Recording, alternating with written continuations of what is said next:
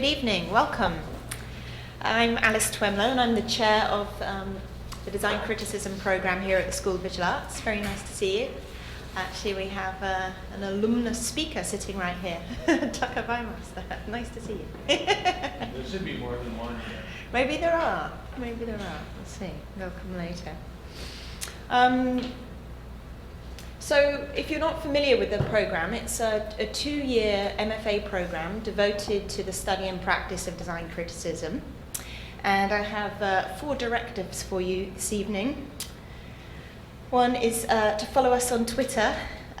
We really enjoy doing this aspect of the job description here, so do follow it along to find out what we're up to. The handle is @dcrit.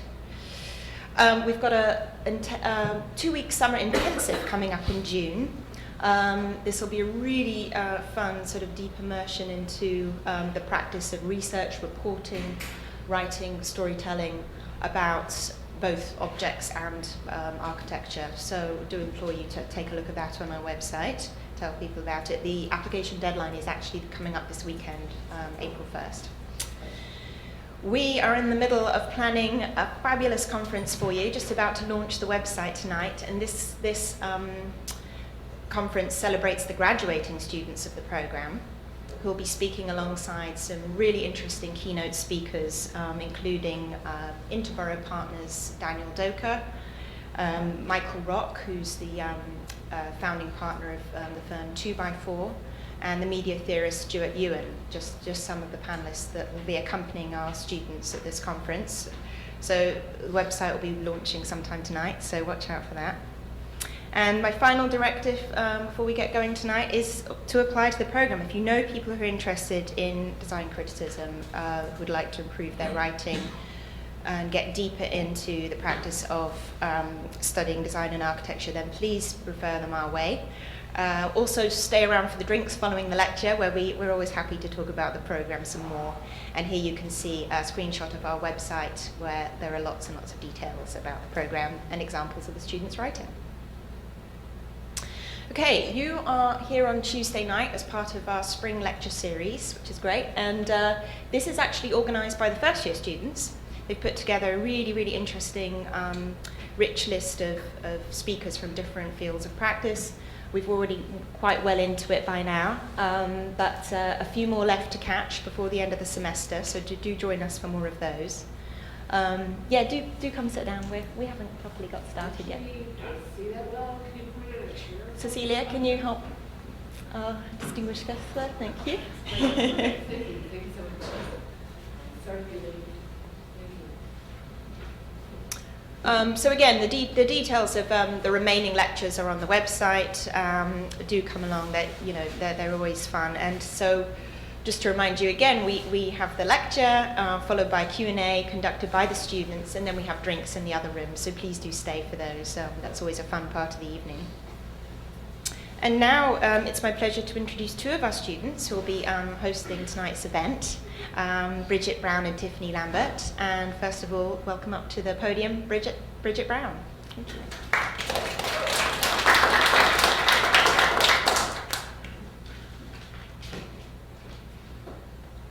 Good evening, and thank you all for coming. My name is Bridget Brown, and I'm a first-year student here at DCRIT. Tonight it's my pleasure to introduce our guest speaker, Witold Rybczynski. Witold is a writer, architecture critic, professor, and architect. He has won 2 awards, written over 300 articles, and has done more than a dozen books. He has written for publications like The Atlantic, The New York Times, New York Review of Books, New Yorker, and Slate, to name a few. Last year, he made it on Paul Goldberger's list of books every architect should read, with his book entitled The Most Beautiful House in the World. Witold has written on topics that range from the construction and origins of cities, to the role of style and fashion in architecture, and even the natural history of the screwdriver. He is very in touch with the world around him, and he's curious about how things work, which I think is important to all of us here, especially as we're burgeoning design critics. Witold constantly asks provocative questions, like, why are our cities the way they are? Why does one building move us when others don't? And what's with the death of architecture criticism? As he puts it, he doesn't write to promote an idea or express some grand theory. He's writing as an outlet for exploration, much in the same way that we do here at Decrit. Tonight he will be talking about his newest book, The Biography of a Building, how Robert Sainsbury and Norman Foster built a great museum. He'll also introduce us to his process of constructing an architectural narrative, with and without the use of Google. And so with that said, please help me introduce Witold Rybczynski to the podium.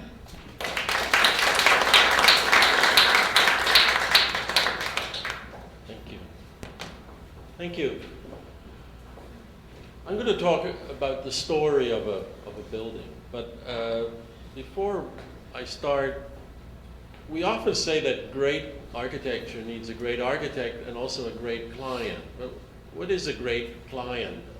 It's not just somebody who pays, although that's an important part of being a client, but it's also somebody who often, for instance, picks the architect, as you'll hear in this story. So the role of a client is very important. The building starts in the mind of the client, not in the mind of the architect. Clients have to be steadfast. I mean, buildings, particularly innovative buildings like this one, things go wrong. Things always go wrong with buildings. It's not anybody's fault. It's just the nature of the building process. And the client has to back up the architect in those horrible moments when the world seems to be ending. So the client is very important. And in this story, particularly in this story, as you'll see, it's an interplay between Robert Sainsbury, who was the client together with his wife, and Norman Foster, who was at the time in his early 30s, not yet Lord Foster and not yet famous, really a very unknown architect. Which was one of the things that interested me in this story, is how does somebody pick an architect like that, and how do the two of them create this wonderful museum at a time when Foster had not designed any public buildings at all, and hadn't designed any campus buildings, had only designed factories. Maybe you'll think it looks like a factory, but we'll see. Whoops.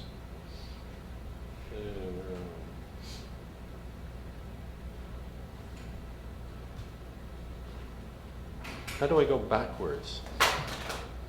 Oh, here, sorry. Got it. Thank you.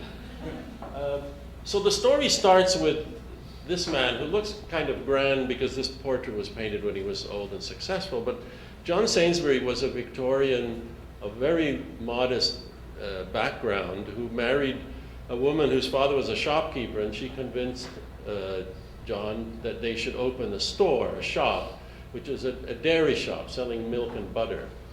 By the time he died, he owned about 150 shops all over southern England.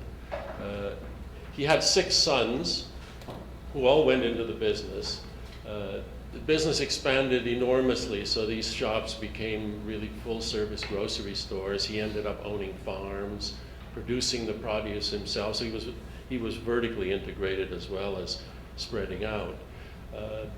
So it was a Victorian success story, and his partner in all this was one of the 6 sons was his main partner, and that was Robert Sainsbury's father. So Robert Sainsbury, who's the second person in this funny photograph, and his brother Alan, who's the first person, ran the company from just before the Second World War right up until the mid-60s, and turned it into the biggest supermarket chain in Great Britain. And these are all the Sainsbury clan.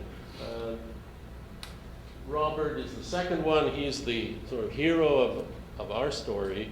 The others are brothers and cousins, and the very last person is the person who approached me about writing the book, and that's David Sainsbury, who is Robert Sainsbury's son, who thought that this story was an interesting one, and he was looking for somebody who would be interested in sort of putting it all together. Robert Sainsbury was a born consequently into a relatively well-off family. They became fabulously wealthy. They were simply wealthy when he was a young man. He went to Cambridge, he studied history, then he became an accountant and went into the business like all the Sainsburys did. They all joined the firm. His brother just went straight into the business. He didn't go to college, and he sort of worked his way up through the business and learning it in all the ways.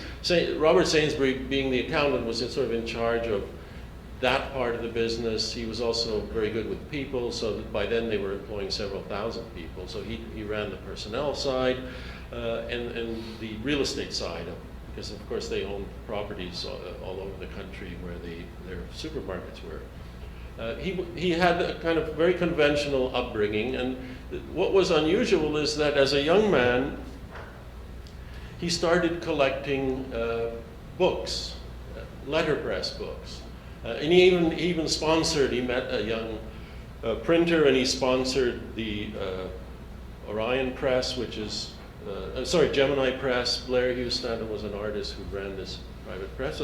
And it's very unclear why he got involved in this. His parents, they never took him to a museum. There was no art in the house. It was a totally inner-driven sort of impulse that attracted him to this. And from these letterpress books, he sort of slid into art, and what attracted him to books was always the layout of type on the page and the artwork. And so he started buying art. He was now about 24, so he was just barely out of college when he started doing that. He had no training in buying art. He did this completely on his own. He didn't sort of hire people to buy it for him. But the very first thing he bought was this baby's head, which is Epstein, who was a real enfant terrible of British art. We're talking now about the 1930s. And so he had an unusual taste. He liked avant-garde things. He liked edgy things. He also liked primitive art. Like many collectors in the 30s, he sort of went from Cubism to African art, and then from African art to sort of ancient Khmer art, which is the torso that you see. What sort of binds the collection together is they're all about the human figure. Many of them are very small. They're little tiny sculptures. But like many collectors, he didn't see himself as a collector. He simply bought things because he liked them. He wasn't interested in anthropology. He wasn't interested in Africa. He just liked the objects. He met Henry Moore when Henry Moore was still teaching, which shows you how young he must have been, because he was able eventually to stop teaching and do sculpture full time. But he went with Henry Moore to his second art exhibition and bought this wonderful sculpture of Mother and Child, which is considered one of the really great works of that early period of Henry Moore before he got lumpy and abstract. And they became great friends. Like many collectors, Sainsbury was drawn to collecting art, but he was also drawn to artists. And he was, of course, he was a wealthy businessman. The artists were generally poor, struggling people, and so he often helped them in various ways, monetarily as well as sort of psychologically, by actually buying their stuff at a time when nobody was. Another artist that he became very close to is Giacometti, which is the drawing on the right, which is, I think, a birthday present that his father gave to David Sainsbury. So that's a portrait of David as a young man. And they met Giacometti in Paris, and again bought many things from him at a time when he was really struggling and he was not well known at all. So you can see that Sainsbury really had an eye for art, and he just knew what he liked. And this is important when we get to looking at the building. The third artist, which is totally unlikely combination, is Francis Bacon. Bacon never painted portraits of people on commission, but he painted portraits of both Lisa Sainsbury, who's sitting with her husband in their house here. This is a portrait by Anthony Snowden, so he somehow got them to agree to climb up a ladder and sit on this funny ledge in their house. And this is a portrait of Robert Sainsbury by Francis Bacon. They bought a lot of stuff from Bacon. and he painted things for them. He painted Lisa Sainsbury, which you can see on the wall. He painted half a dozen portraits, but he destroyed most of them. As he destroyed many of his paintings. But they did salvage one. And they were very close to Francis Bacon, and Francis Bacon needed a lot of closeness because he was a very irresponsible character. And Robert Sainsbury, the accountant, and this mad bohemian somehow became very close friends. Always until the moment that the artists became very successful, and then, of course, Sainsbury couldn't afford them anymore. And he would then turn to buying, art from Japan or Polynesia or somewhere. So he amassed this quite large collection of both, and a strange collection of modern art and what was then called primitive art or tribal art. So it's an odd sort of mixture of the two, but for him it was all simply art. It was things that he and his wife liked. They bought together always. They lived in a house in Westminster, and this is important because it influences the design of the museum later. They had 4 children. It's not a very big house. It's really only 1 room wide, even though it's 4 stories high. And that's where the art was. So it was a very crowded sort of situation, but they lived very intimately with the art. So for example, on the right is the dining room with a Polynesian club in the corner. And I don't know all the artists by hand, but there's a sort of medieval sculpture on the table, a modern painting on the wall. The Henry Moore stood in the stair hall. David Sainsbury said that there was a sculpture under the sink in his bathroom because it was the only place they considered structurally safe for this heavy piece of sculpture. So the art was all over the house. This is Robert Sainsbury's bed. He had this special bed made where he could be surrounded, sort of like a ship's bunk, where he would be surrounded by these objects and he could sort of rearrange them. And you can see that many of them were very, very small. They were tiny little sculptures. This gives you a sense of the scale of some of these. This is in the study of the house. So they had a lot of things in a very kind of compact area. And they didn't simply display the art, they really lived with it very intimately, and that has a big influence later. An important moment for people with collections is when they discover that they have a collection. And the sort of proverbial American millionaire who goes out and hoovers up art all over the world is one thing, but there are many collectors who simply accumulate because they love the art. They're not trying to create a collection. They're simply buying because they can afford it. They had a budget. It was £1,000 a year, and if they wanted to buy something more expensive, they would have to sell something or wait till the next year. So Sainsbury was a kind of very financially astute sort of businessman, and he didn't let his hobby, because he knew if he just bought stuff, he would really get in trouble. And so he imposed these limits on it. And in 1963, what was then called the Museum of Primitive Art, which was Nelson Rockefeller started this museum in New York in 2 townhouses. I forget the address right now. He closed it later in the 60s and moved it to the Metropolitan Museum. So the Rockefeller collection exists now, but as part of the Metropolitan. But when it was a separate museum, the director of the museum invited the Sainsburys to exhibit their primitive art in this museum. And this was when the first time they started thinking that they had something like a collection, that this wasn't just a lot of things in their house. This had a sort of character. And of course, when they came to New York to see the exhibit, then it was the first time they saw their objects kind of isolated all together, not the entire collection, but a lot of it. And they started to think differently about their possessions. And this really came to the fore in 1966 when the Kroller-Müller Museum in Holland asked them to make an exhibit of all their work, not just the primitive art, but the paintings as well. And this is a photograph of that exhibit. You can see the Henry Moore in the back there.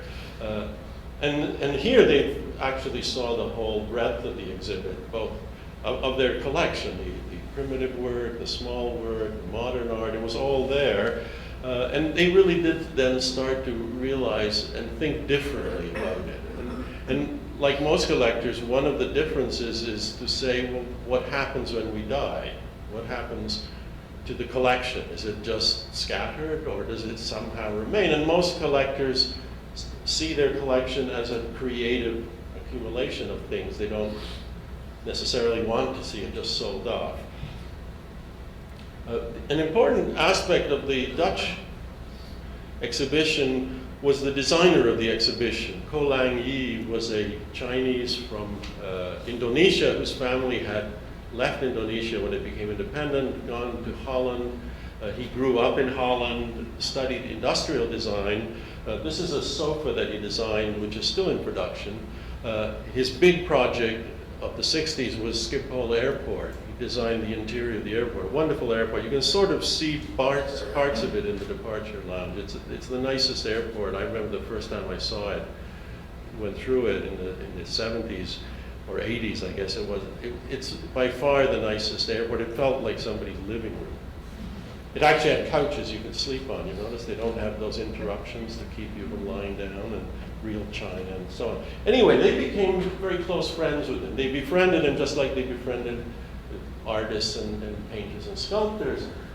And over the years, they kept in touch with him. When they renovated their house, they asked him to redesign the house, and he designed furniture for them and display cabinets and things like that. So as I said, Robert and Lisa at one point realized what's going to happen to the collection. He retired when he was in his early 60s from the business, and they thought, maybe we'll buy the house next door and we could just have a sort of private museum, but he was much too commonsensical for that, and he realized nobody's going to go and see it, and running a private museum is kind of attractive but silly in the long run, or difficult in the long run, as Albert Barnes, for instance, found out in Philadelphia. So the next thing was well, maybe we should give it to an institution.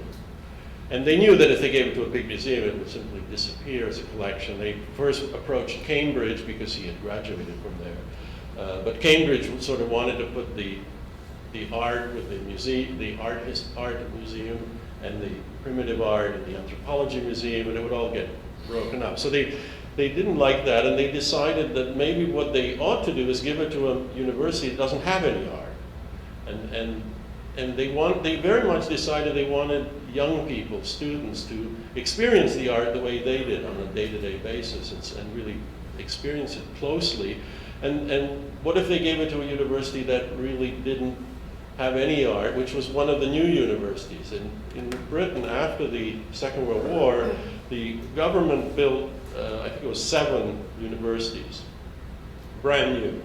And of course, they were starting from scratch, so none of these universities had any of the endowments that the established medieval university like Oxford and Cambridge had. I just wanted to show you this. This is the first building, as far as we know, that was designed as a museum. It's the old Ashmolean in Oxford, and it was in fact designed to house a collection which Ashmole gave to the university, and he gave them money to build a museum, or they didn't call it a museum then, probably a building for the collection. And this beautiful little building was the result of that. And so there was a very long tradition of people giving collections of art to universities, and then universities creating buildings for them. The university that they picked on was the University of East Anglia in Norwich, which is in the extreme east of England, the piece that sort of sticks out into the North Sea. And that was because they knew the vice chancellor of the university. They had been introduced, they had lent work to the university in the past, they had given them money for art books. They liked, Frank Thistlethwaite was an unusual person. He was a Oxford Don in history, but he was also a harpsichordist and interested in the arts. He started an art history program at the university and a music program. A funny story, because it's a new university, so they need graduation robes, right? Like there's no traditional robe for them. And so he simply wrote a letter to Cecil Beaton. He didn't know Cecil Beaton. Cecil Beaton was one of the great photographers and had just designed the costumes for My Fair Lady. And he thought he would be a great person to design the graduation robes for the, and of course, Beaton sort of so taken aback, did it. And they have these very modern sort of design colored robes. So he was an entrepreneurial sort of person, and he and Sainsbury hit it off. The University of East Anglia is one of the most architecturally powerful of the new universities. It was designed by Dennis Lasden, and it's this huge megastructure. This is what it looked like in the late 60s, early 70s. And it was these are student residences in these sort of pyramidal buildings, and then the classrooms are in these long buildings. And he was very influenced by Le Corbusier, and there's decks for circulation, so it's not like a traditional campus at all. There are no quadrangles or the kind of traditional landscaping. And the university is outside the city on what used to be a municipal golf course, so it's really surrounded by open countryside. Lasden planned it and built everything, so everything here was designed by him. So it has a very powerful character. And probably the most sort of architecturally, I don't know what the right word would be, the building with the most sort of architectural intention of those new universities.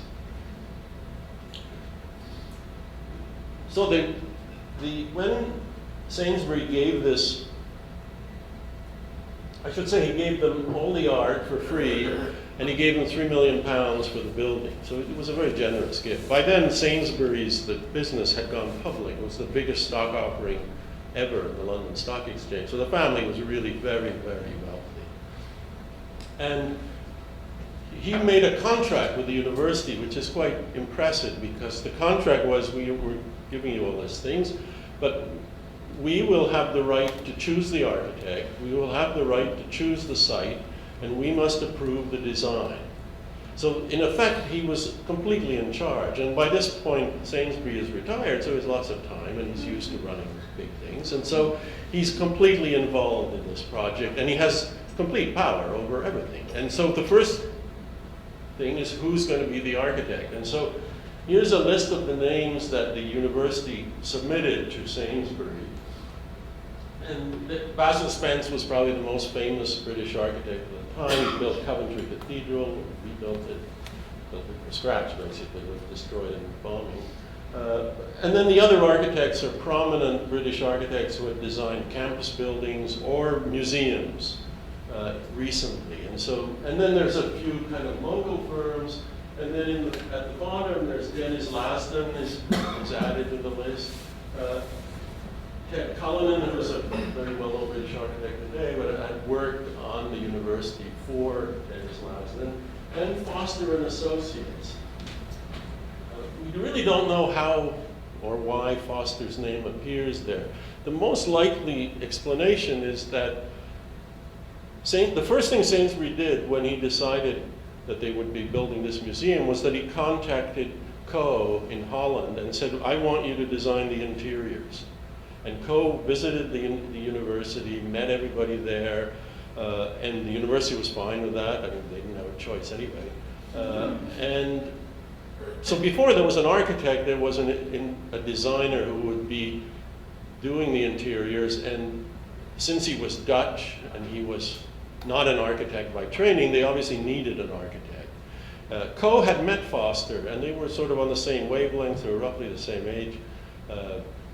Architecture in Britain in 1975, which is when this takes place, is really awful.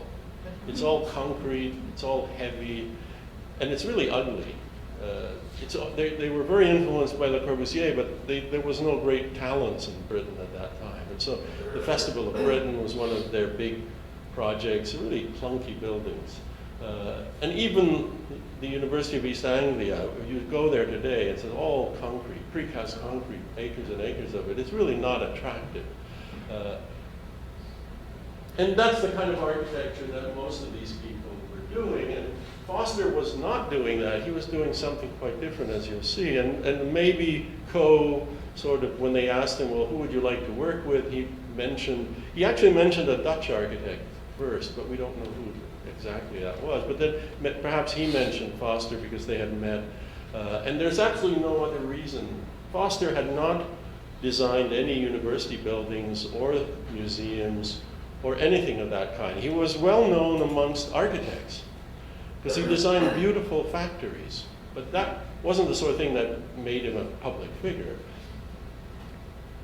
A little bit of his background. This is Richard Rogers on the right and Norman Foster on the left. It's like the two skyscrapers on 9/11 there, side by side. They went to school together at Yale. They were both graduate students in the same class. And they were British in the same class. They met, but they became friends. They were very complementary in talent.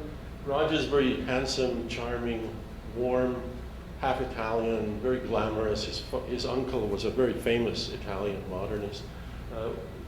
Foster came from Manchester, kind of clamped up northerner, rather shy. Rogers is dyslexic, can't draw at all. Foster draws beautifully. So they were kind of an ideal team, as students, and they worked together as students. And after they graduated, this is a tour they made during their time at Yale.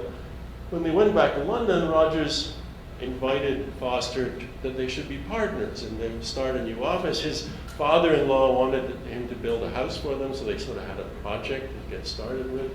And they formed an office together, which lasted only 3 or 4 years, but produced some really interesting work. It simply broke up for reasons that I won't go into now because I don't have time, but it wasn't, they were still very good friends. They just went off in different directions. Rogers, of course, won the Pompidou Center competition, so he sort of shot right up. Foster had more trouble establishing himself. This is the Eames House in LA, which is one of the projects they visited when they were in the United States. And this is the kind of architecture that people like Foster and Rogers really liked. Nobody was doing this in England, and it's already 20 years old. But this is the sort of thing they like: light, steel, technical looking, sort of halfway between architecture and engineering, very elegant details. And this is the sort of thing they wanted to do in their own practice. And they did one building in Swindon in 1965, which was basically an industrial factory, suburban factory. But you can see it has some of that quality of that Eames house. It's all prefabricated, it's all metal, there's no concrete at all. But the details are very beautifully worked out, and it's like construction, but at the same time very elegant construction. Of course, Rogers goes on and does the Pompidou Center, which is this kind of carried, or perhaps over-carried to the nth degree. But this is one of the projects they did together. Foster and his wife Wendy didn't have the social connections or the charm or the kind of glamour of Richard Rogers or the luck to win that competition. And so they ended up designing suburban factory buildings because they found out that nobody else wanted to do it. The British architects had sort of ignored that, and they thought, well, this is kind of interesting. And for instance, this is IBM was setting up business in Britain for the first time, and they had heard of Foster because he had designed a temporary inflatable building. And they said, we need a temporary building, we need it in 6 months because we're coming to England, and eventually we'll build a permanent building. And Foster said, in 6 months for this money, I'll build you a permanent building. And that was the kind of ambition he had. I mean, it was a ridiculous claim on his side. And he built this beautiful building, which ended up winning prizes and was built in 6 months. And it did cost and IBM, of course, had huge experience in building. And at first they laughed at him. They said, "You can't build this in 6 months and for this price. We just want a temporary building." Of course, once he built this and they really liked it, and he won lots of awards. He got other work from IBM for larger projects, but that was the sort of work he did. Suburban warehouses, factories, suburban offices, that sort of thing. He did one building in London, and it was for the Fred Olsen steamship lines. And the building is actually just this. These are two warehouses that belong to Olson, but Olson wanted he needed offices and he needed a place for the dock workers to shower and sort of like lockers, changing rooms. And Foster did something unusual because he said, why don't we put it together in the same building? We'll put the offices above and the workers below. And that was, socially quite an unusual solution to mix sort of blue collar and white collar. And he built this very beautiful little building. This was one of the first reflective walls in Britain. It's all done with neoprene gaskets, so there are no mullions. It's sort of like meat on a diet. Very, very thin, everything. And when Sainsbury got this list of names that I showed you, he said, well, let's go and look at some buildings, and he found somebody who knew something about architecture, and he showed him around. And this was the only building in London, so they went to see it. And the story is that Sainsbury just looked at it and said, that's my architect, that's what I want. Now that sounds far-fetched, but that's how they bought art. And I spoke to people who had sort of shopped with them, and they said they would spend 10 minutes walking around, not speaking, and just make a decision right away. So they were very kind of incisive, and so that was how he chose this architect. He didn't know Foster. Eventually, of course, meets him, they interview him, and they get on. They like the idea that he's young. They like the idea of supporting, I think, young people. And they were very self-confident in their judgment. The challenge for Foster was, how do you add a building to something this assertive, this sort of, it's a very strong kind of architecture. And this is an early sketch where you can see he's sort of trying to extend this megastructure and add something at the end. So he starts off very kind of respectful of it, and then he concludes that it really can't do it. Because it's so respectful that it disappears. It sort of has no identity. And so they decide finally that it has to be really separate from, that you can't, and they tried sort of all over the place. Lots of studies where they're trying to stretch the building and sort of plug it in, and it's just not working.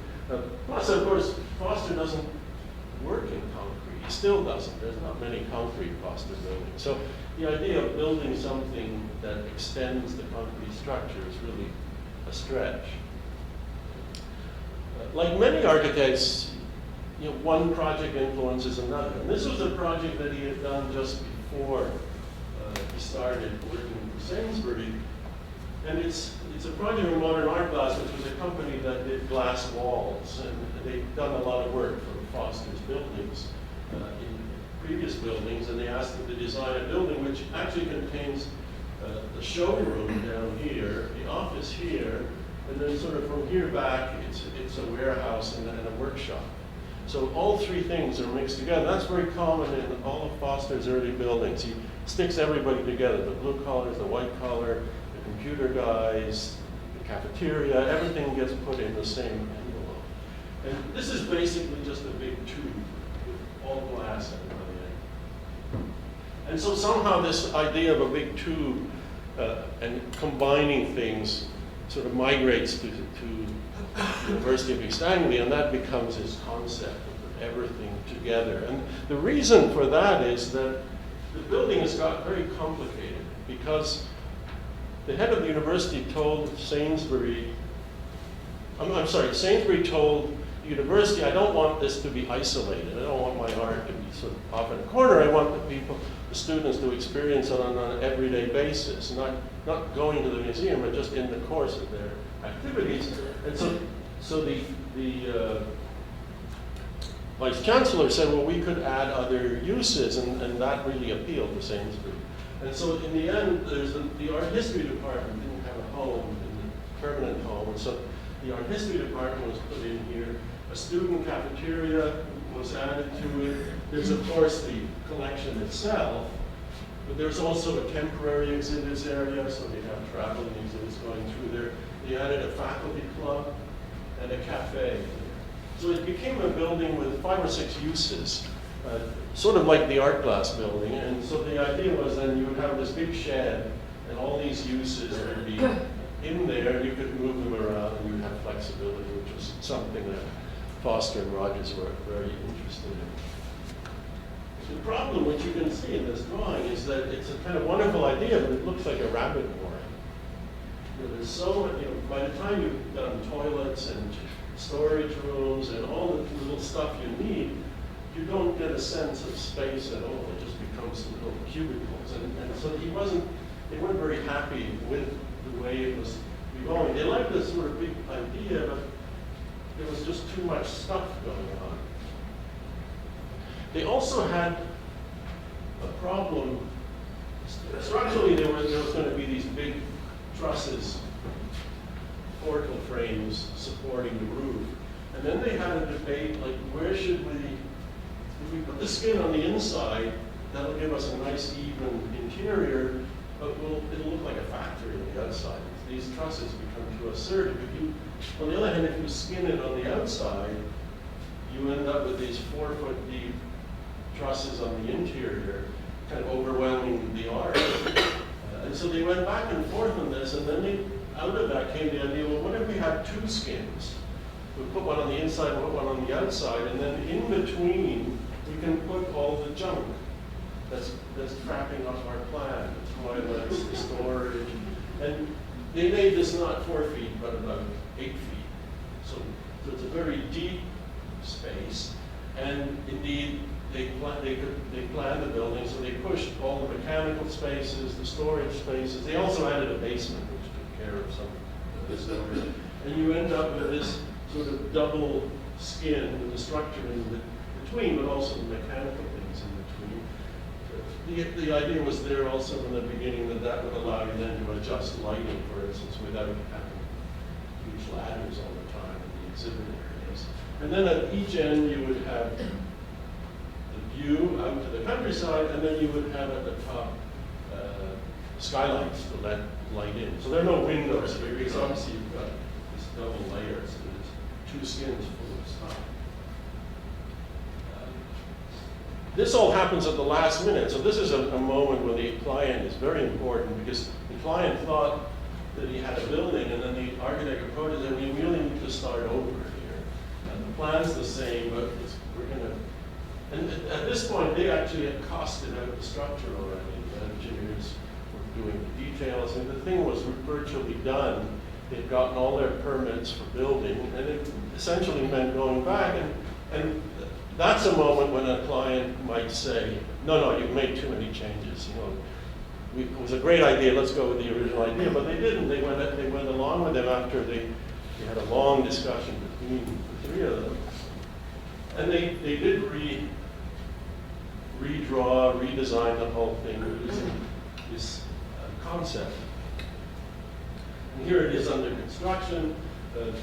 It looks like a space frame. It's not exactly a space frame, but it's a very deep, light structure. So all these things are made in factories and just brought in on a truck and set up. And the 2 trusses are set up and welded in the middle, and then the whole thing gets covered with a skin on the inside. On the outside, you can see the basement here underneath. The building opened in 1978. That's Norman Foster, Sainsbury. It had a huge impact because it comes in this sort of low moment in British architecture. And here's this building which is very self-confident, completely different than what the British are used to. One of the critics complained, like, how can this be architecture? It's too simple. It's like, because it's a huge aircraft hangar, and then everything is just inside it. But it does seem almost too simple to be what. And the other thing we have to remember, this is the heyday of postmodernism. And postmodernism is about history and communications, iconography, the past, reinterpreting the past. None of that is here. Not one thing. In fact, it actually doesn't have anything to do with the university. It's not concrete. It's not the same geometry.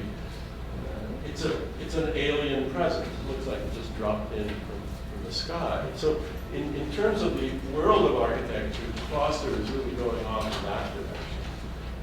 It's sometimes called high-tech, but it's not really high-tech. You look at the inside, you don't see all the plumbing. It's all hidden. You don't even see the structure particularly. The roof is all louvers that some of them move to control the light. Skylights. So the structure is really not something you're particularly aware of, except at the two ends of the building. It's hard to see this and say, oh yes, that's their version of a domestic surroundings. But that is really where it starts. They wanted people to experience the art as if the way they did in their living room and kitchen, not kitchen, but dining room, bedrooms. One of the things they did is to create these seating areas, which look very ordinary to us, but you have to remember, 1975, museums, if they had seats at all, were just benches, flat benches, really uncomfortable, no backs. And the idea of having comfortable, low seating, which many museums have today, really comes, I think, very much from this museum. They had tables with books on them and magazines. They had slightly higher tables, like work tables. So the idea was you would come in here and do your homework, and then maybe glance up at the art. But it was not designed like a traditional museum. The art is all on freestanding or on panels. So Foster had this idea that you wouldn't have any walls. The walls have no art on them at all.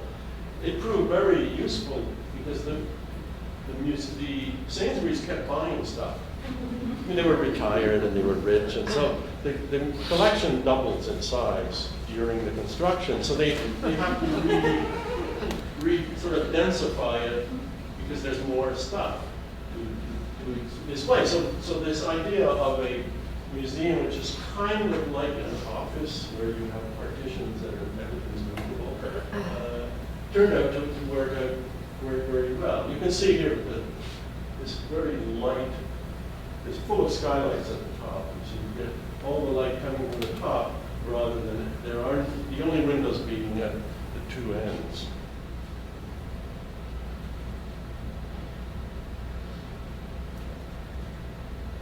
Both Sainsbury and the Foster were very keen on natural light and actually having sunlight. So the art was arranged so that the art wasn't in the sun, but the sun would enliven the art. This became a big issue later on. Around the late 70s, curators started to come to the conclusion they had to keep light out of museums. That's why we have such horrible gray museums today. The light levels just are very, very low. But I remember as a young man going to see the Jeu de Paume, the Impressionists, and it was just full of light. I mean, nobody would do that anymore. We convinced ourselves we have to save the art, so we have to get levels down. But when the building was first designed, that was not the case, and so you have this very lively interior with sun streaks and shadows. And we have visited many museums to come to the conclusion this is what they wanted to do. The faculty club is up here, the school is down here, so these are offices. And there's a big open area with a slide library, which eventually becomes a kitchen library. And then the cafeteria is at one end, looking out at there. Oops. The exterior was covered in these aluminum panels, which were a combination. Some of them had glaze, some of them had grills. Some of them are curved to get you over the top.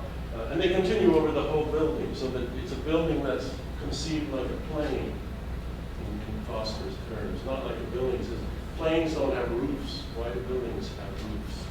And so this skin simply goes over the whole thing. They have problems with the skin, which I won't go into, but I do in the book. It was pushing the limits of technology, and as an ambitious young architect, Foster really pushed maybe a little too hard at that point. Here you get the feeling of that aircraft hangar, because the one place you do see the structure is the two ends. And it's pulled away from the other buildings, where it just sits there. One of the interesting things about this story is this long relationship between the clients and the architects, because when Sir Robert Sainsbury turned 80, his son wanted to give him a memorable present, and he said you couldn't buy art for him. That was obviously. And art was really what he loved and cared about. But David Sainsbury had this idea, what if he engaged Norman Foster to make a design to show how the building might expand in the future, and then they would sort of put all that away, and then in 50 years, when somebody was thinking what did the original architect want to do, they would have this design. And Foster built a model showing the end of the building and design how this might design underneath and then pop up here later on.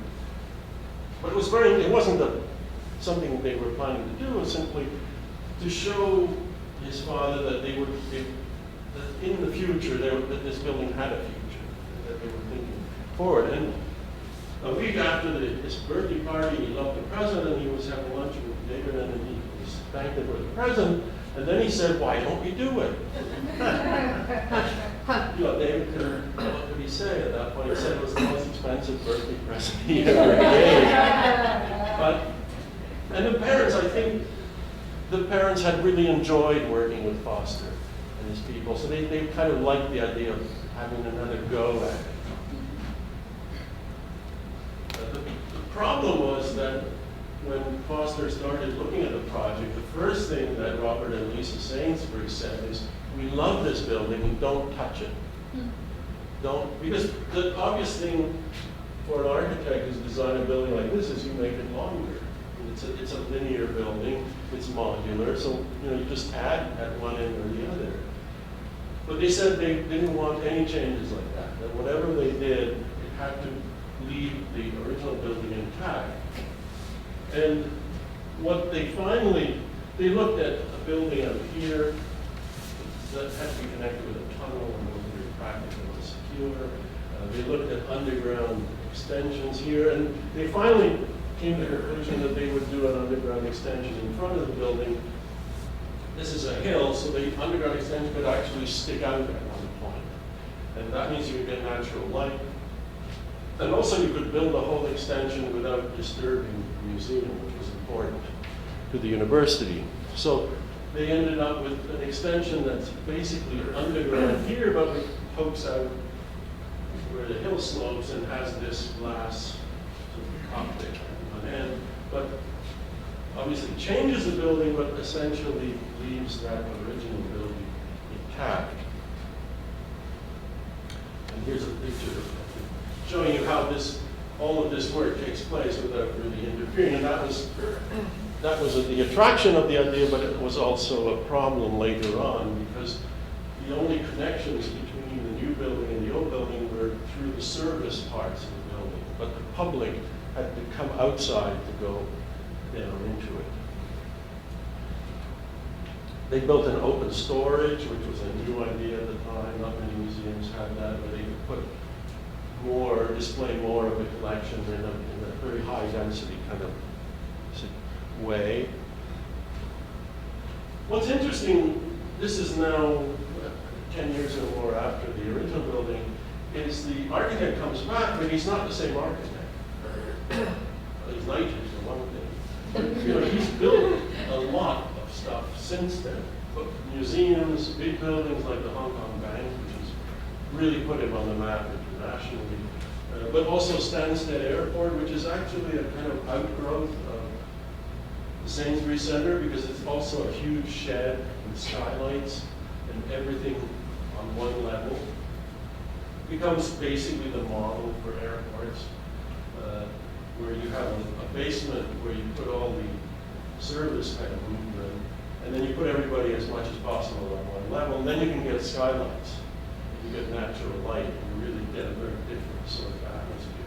So he's a very skillful, but a different architect, not the sort of idealistic young architect who does the original building. He's now actually a much more polished sort of architect. So this is that glass arc that sticks out of the hill.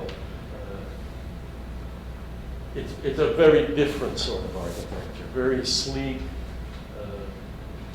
very polished. It's not about exposing things, it's really about making it extremely refined details, extremely expensive architecture. The original building was actually truly a modestly priced building. It was about a quarter the price of the Pompidou Centre per square foot, and about half the price of a museum that was being built at the same time in Edinburgh, or Glasgow or Edinburgh. So it was a really modestly priced. You got a lot of space for not much money. The extension cost almost as much as the original building. So it was, and this is a very expensive art. That glass comes from Germany. The details are all custom made. He's become a very different sort of artist. Very beautiful. It's a very beautiful space.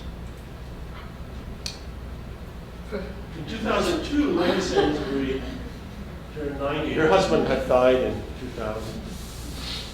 And she was in a wheelchair at that point. And one time she visited the museum and it was raining and she was wheeled down this long ramp and got very upset. She said, I mean, people have to do this to visit, this area. And so David Sainsbury came to the rescue and got Foster back in to solve this problem of how do you access. And here's sketches of Foster's clunky sort of trying to cover the ramp, doing up this huge structure.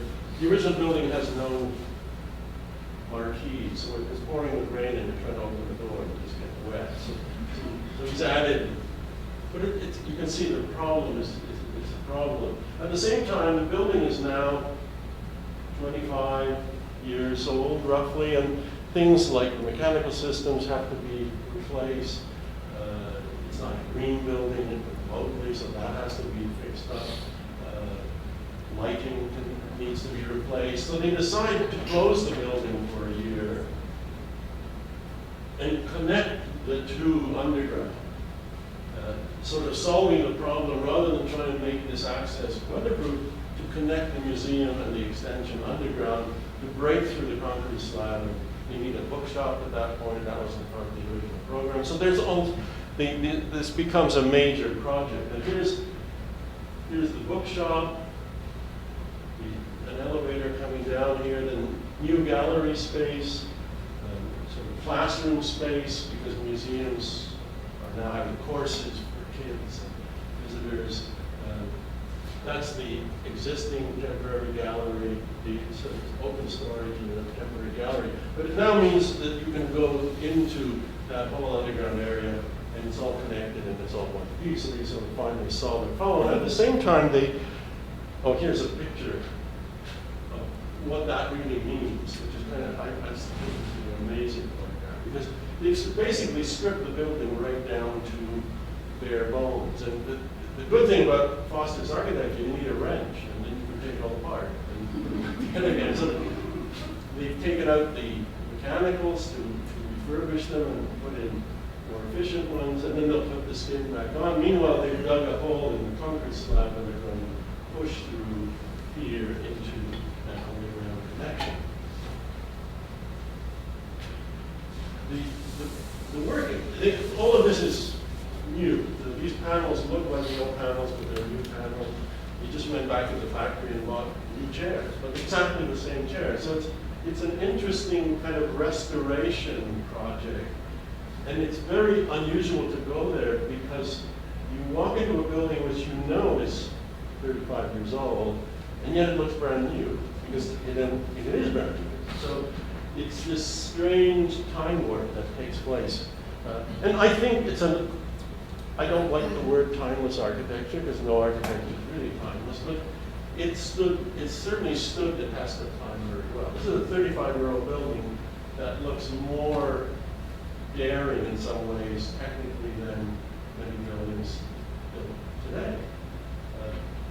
They simply extended that spiral staircase that had been there down into the bookshop, which you can sort of see here. In the last 2 years, they have a new director. They used to train directors and send them out in the world. So the director of the Barnes was originally a director here. And he sort of worked his way up in the bigger museum. Now it's gone the other way. So the director of the Corcoran was hired away from the Corcoran and is now the director of Sainsbury Centre.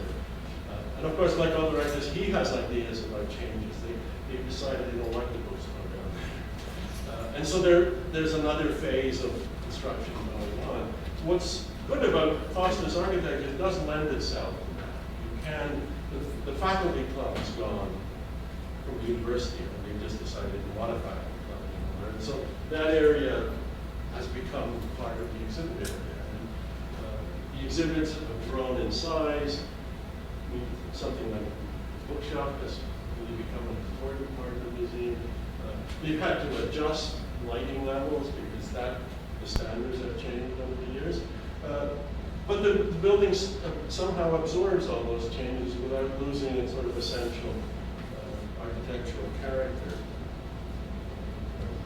There's another Henry Moore that they had in their garden, their country house, which was moved to the university. So it's an interesting setting for art. This sort of unlikely building that looks like an aircraft hangar is a sort of cultural container for all sorts of activities. Thank you very much.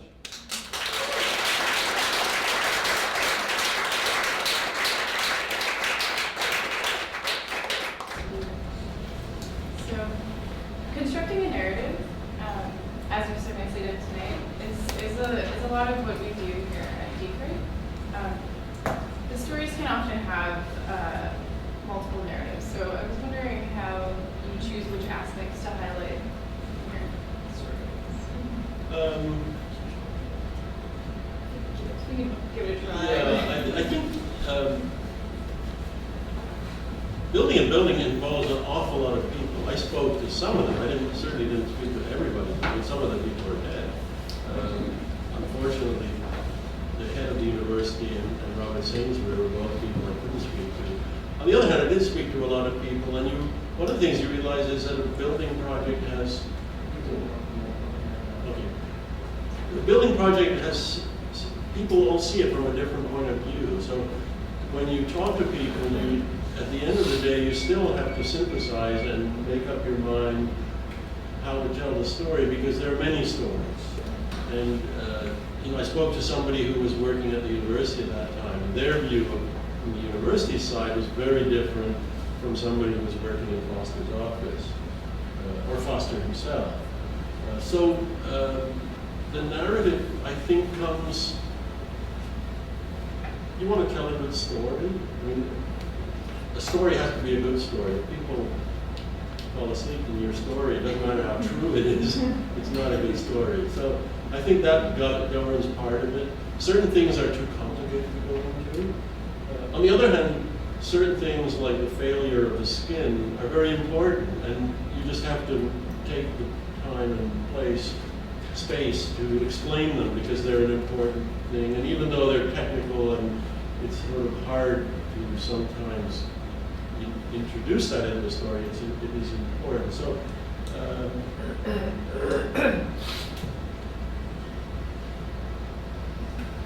I think the story comes from your interpretation of it. So in that sense, there's never the right story. That's why people write biographies. I wrote a biography of Frederick Homestead. There were two or three already written, but I mean, that's not a reason not to write a biography, because we never, how many biographies of Lincoln? Because you rediscover it and you see it from a different point of view. So it is always a point of view. It's not the truth. It's your point of view and what you think is important, and that makes your story different than perhaps somebody telling the story later. I've written about building stories because I think they're interesting. And I wrote one about a house that was built 100 years ago, so everybody's dead. All you have is your archives. So your story is easier to tell because but you're based on a sort of limited record. You're working with live people isn't that easy. It's easier to work with dead people. So, but it's a different story because you do get information of a nature that's impossible to get from archives. It was fortunate, one of the things that drew me to this project is Robert Sainsbury is a businessman. He was just used to, and he was an old-fashioned businessman, an Edwardian basically, of pre-war period, and so he was used to saving everything. And his archive had like guest lists, thank you notes that people had sent him, memos to himself. I mean, he really wrote things down and saved them, and that was invaluable. Whereas Foster's office had information, graphic information, but they didn't have anything like a complete file of correspondence, or they simply don't, architects don't keep all that stuff. They don't think it's that important. So 100 years ago, when people wrote telegrams to each other, you also got telegrams. Today, I'd hate to be writing a story of a building built today, say 50 years from now, because we don't have a record of anything. I think the White House keeps emails, but none of the rest of us keep emails. So, how would you track it? I don't know. It'll be a different story. It won't be. It'll be much harder to follow the changes to a design than it is when you have drawings of different periods.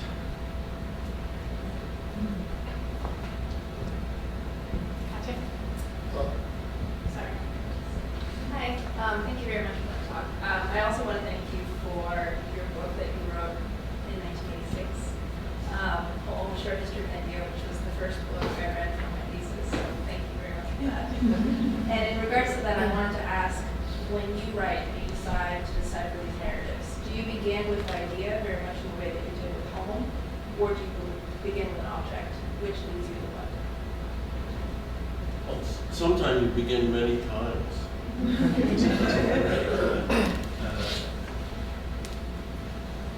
With Home, I think I actually started with Le Corbusier, because I thought that's sort of where modern technology enters the home. And then I perhaps talking to somebody, perhaps thinking more about it, I realized, no, I really need to go back earlier. And so I sort of ended up with Corbusier and started somewhere differently.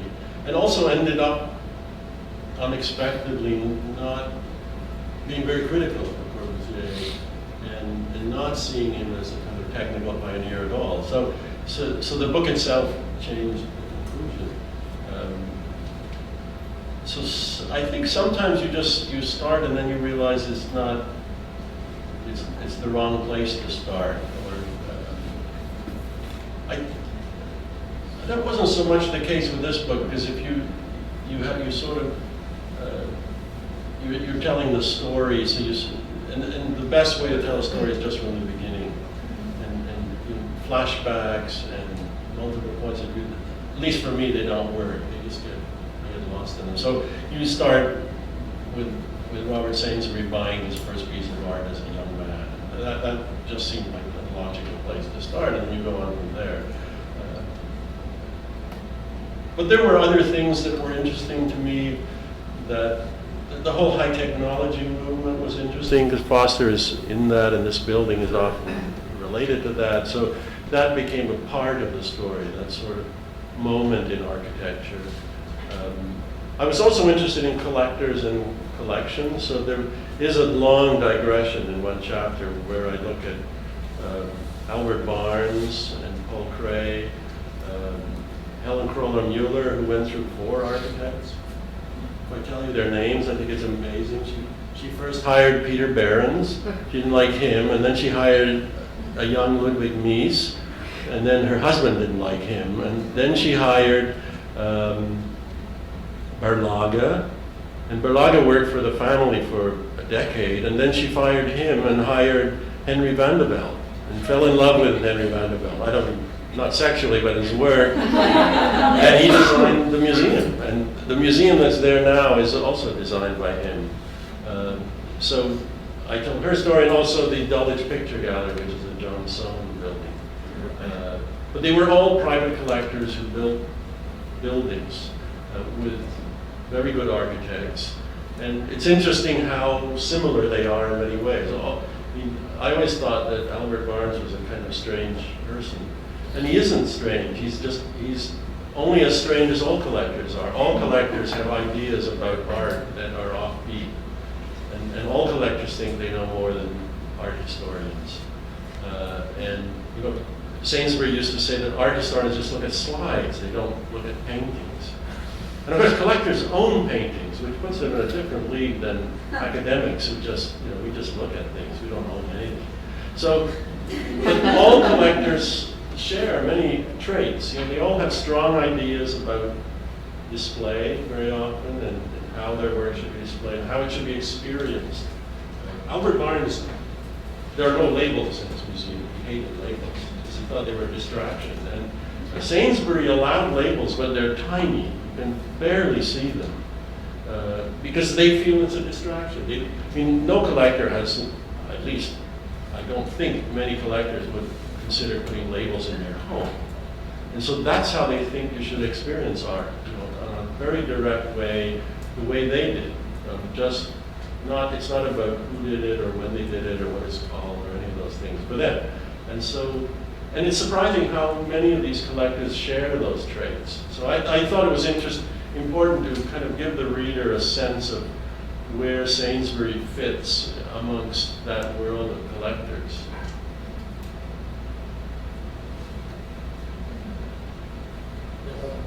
Well, you said that the family initiated the idea and came to you, and of course has can give access to documents. Does this mean they commissioned you, or is it in effect, yeah. I mean, a publisher commissions me, so I have no problem with that. When you write for a trade publisher, they have the final say. But I've lots of ideas that my editor didn't like. I had a wonderful idea for a book about hair. It's called Hair Pieces, and it was a book about the history of hair. It's still in my drawer. So, yes, they basically commissioned the book. I mean, the book is printed by Thames and Hudson. Did the family have the publisher lined up? Is that No, you had to find So they the didn't publisher. really have any control? No, and I shouldn't say that nobody had control. Norman Foster controls everything. But David Sainsbury was very open. I wanted him to read the manuscript because I didn't want to make any mistakes, and he just pointed out sort of 2 factual errors, and that was that. So, but yes, in effect, it was a commission. I recently read the op-ed that you wrote on Frank Gehry's design for the Dwight D. Eisenhower Memorial. In the piece you talk about how negative public reaction might ultimately weaken the design. And I guess I was just sort of wondering, in contrast to Sainsbury in tonight's talk, can the public ever be a good client, or is that possible? That's a very good question. Probably not. I mean, having said what I said about clients, how could you have a committee or representatives? I mean, Sainsbury spoke for himself, he and his wife, but she was a bit important part of the process. They spoke for themselves, they paid, they put their money where their mouth was, many times. And they made decisions. This caused huge problems with universities. That's not the way universities work. Nobody's responsible for anything.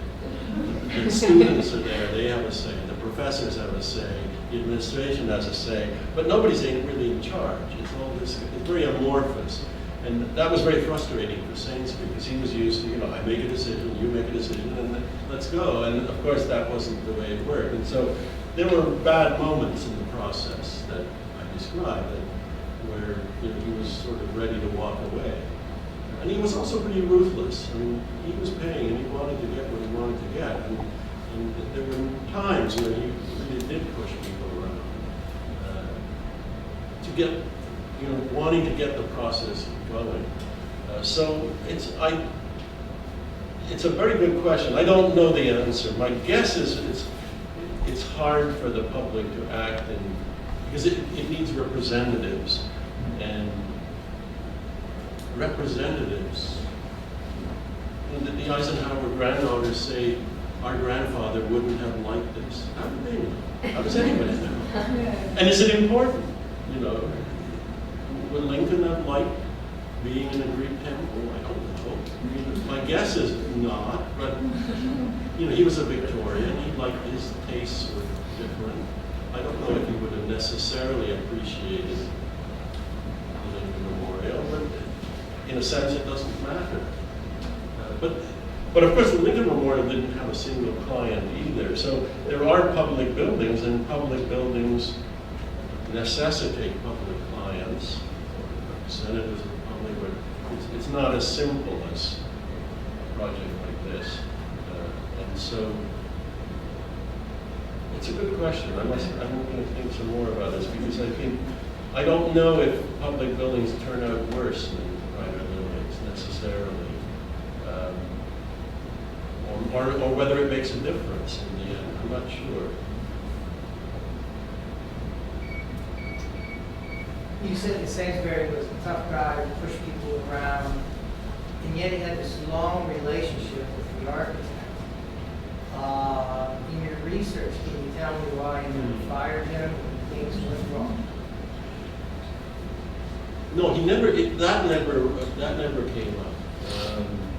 Barnes almost fired Craig several times, but their relationship was pretty solid, and I think partly it was because Sainsbury treated him like a sort of nephew, and secondly, Sainsbury understood, which many clients don't, is when you encourage your architect to do something, you're kind of responsible for it. You can't come back later and say, oh, why did you do that? Why did you take a chance when you've approved those things? And so Sainsbury was very careful. Apparently he was an accountant, and he would keep these little slips of paper and write things down during meetings, and he would pull them out and sort of catch you on things he'd said before about, especially things to do with prices of things. Foster said, for instance, he never gave them a contingency allowance, because he told them, if I give you a contingency, you'll just spend it. So he never, they gave him a price, and they worked to that price. And then if push came to shove, he often would come in and pay the extra if he was convinced that it was worthwhile. But he was quite sharp with them, and not sort of just telling them they could do whatever they wanted. Things had to be explained to him. But yes, the relation between them was unusually close. I'm not a psychologist, so I have no idea, but in several talks, Foster refers to them as his parents in some way, that playing the role of his parents, or the relationship was like his parents. So, and it was unusual. And Foster has now had this sort of 40-year relationship with the family, and when I went back and looked at the world of architecture, that's actually very, very rare. Mostly because a good building is usually done by an architect in his prime, and then 30 years later, he's either retired or deceased. So it's rare that architects come back over and over because for that reason, or the client isn't happy when they hire another architect.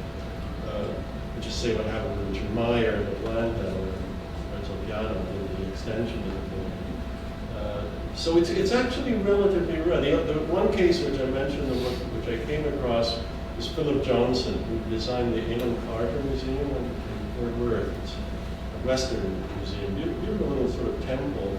And over 40 years, he added onto it. So now the temple has a huge sort of back annex, but it's still very much the focus. But of course, Philip Johnson lived till some unimaginable age and was acting right through, and he worked till the end. And he was relatively young when he did that building. So, but it's a surprise. I was surprised how rare that is. It's hard to find examples of architects in excellent, who do first-rate work and then are brought back and sort of add on to it more than, or even once. It's not a common occurrence. Sainsbury's made stipulations with the University of Museum about acquisitions and de-acquisitions, and if so, were there issues by? Yeah, there was a lot of debate. They retained the right to acquire more artwork on their own, of course, at their own expense. So they were controlling the acquisition of art right until even beyond his death. And at one point, they would decide. So did not acquire something that they? No, they acquired on their own, and nobody else had the right to acquire. So nobody else had the right to? No, not while they were active. Wow. in terms of their own collection. Now and there wasn't so far, and this will probably change, but what's interesting with these private museums is that they go through sort of phases, and very often they become like the, Frick is a private museum, Guggenheim, I'm thinking of the ones that are part of education, the famous one. Well, I'm thinking of the one in London, which is the Courtauld. It's a famous art school, but was started as a private collection in a museum. So these institutions go through many changes, but usually they're long after the death of the donors. So while the donors are alive, they retain that sort of personal flavor, but then over the years, maybe the educational part strengthens, maybe the collection broadens. So far, they haven't collected anything independently. Owens was the prime example of private control from its grave. Right, but Barnes didn't have any children, and that was one lesson I learned. I mean, David Sainsbury has kept this whole thing on an even keel long after his father died in 2000. So since 2000, and even before, he was very much involved. And even though art is really not his main interest, he's interested in science. But so Barnes didn't have that, and when his wife died, the whole thing sort of started coming apart. But Lawrence was a true private collector, Yeah. private museum. This is part of a university program. And that's where a little bit my, hackles get up a bit, because they're teaching art history there, and That's an interesting yeah, the part of the university story. accepted those terms. Because when the art history departments moved into the building, they had no interest in the collection. Because they were traditional historians, medieval art, Renaissance art. And this kind of primitive art, they had no interest in it at all. And the figural modernism was not something, there was one modernist on the faculty, but he was an abstract expressionist, so he had no interest. So they kind of ignored the collection for more than a decade. And then somebody got this idea, we're making a mistake, this is actually a great resource. And they ended up renaming themselves. It's now called the School of World Art. And really building that into their curriculum, they're one of the most reputable schools of art in the United States, in the United Kingdom, even though they're relatively new on the scene.